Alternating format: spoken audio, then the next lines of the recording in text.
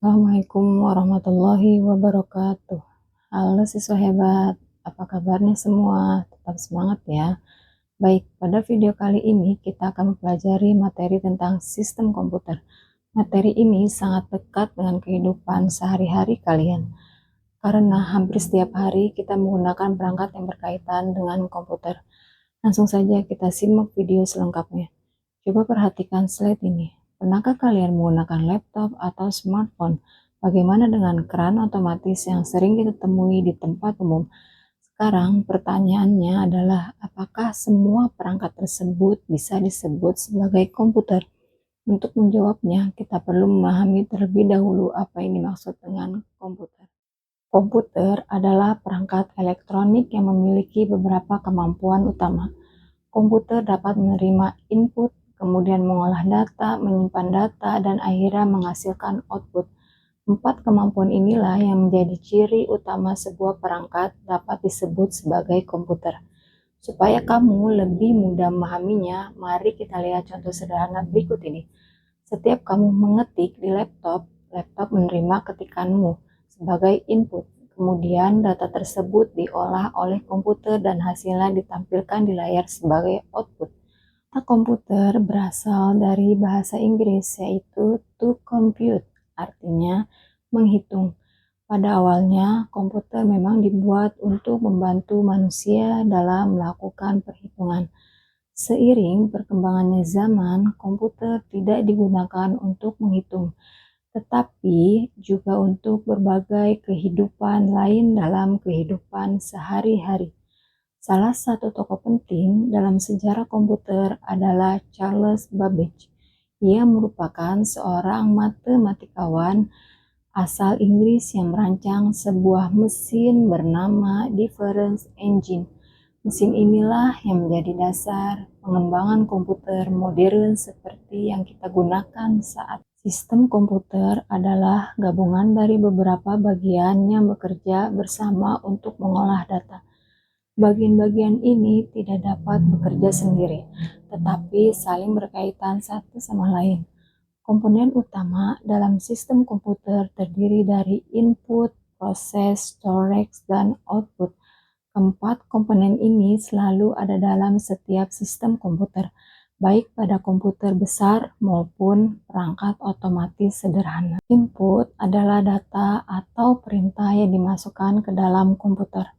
Tanpa input, komputer tidak akan bisa bekerja. Contoh input adalah antara lain mengetik menggunakan keyboard, menggerakkan mouse, menyentuh layar, atau sensor yang deteksi gerakan. Setelah menerima input, komputer akan melakukan proses. Proses ini dilakukan oleh CPU atau prosesor yang sering disebut sebagai otak komputer. CPU mengolah data sesuai dengan perintah dari program. Contohnya, saat kamu membuka aplikasi, CPU bekerja agar aplikasi tersebut dapat berjalan dengan lancar. Selain memproses data, komputer juga memiliki storage atau penyimpanan. Storage berfungsi untuk menyimpan data dan informasi, baik sementara maupun permanen. Contohnya adalah hard disk, flash disk, atau memori di dalam smartphone. Sedangkan output adalah hasil dari pengolahan data yang dilakukan oleh komputer. Output dapat berupa tampilan visual, suara, maupun cetakan. Contohnya adalah tulisan di layar monitor, suara dari speaker, atau hasil cetakan dari printer.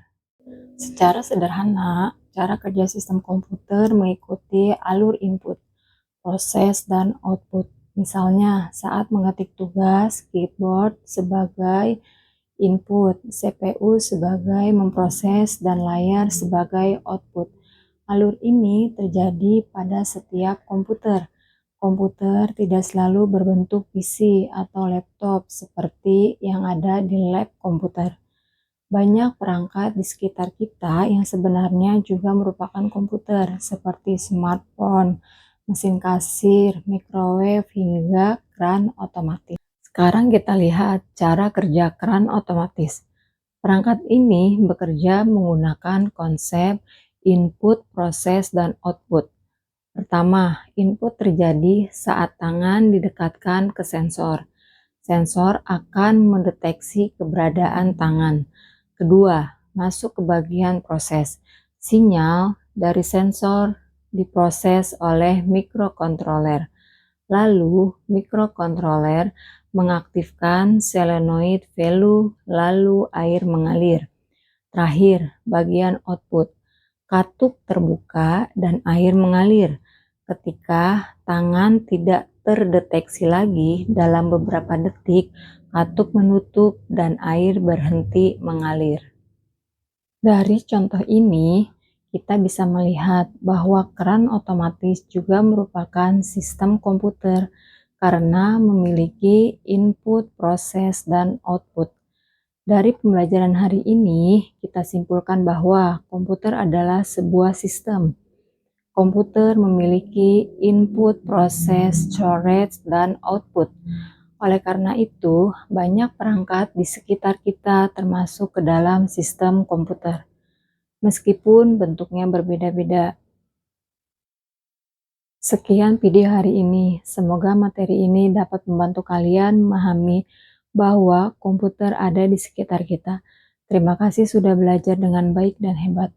Sampai jumpa lagi pada video selanjutnya. Wassalamualaikum warahmatullahi wabarakatuh.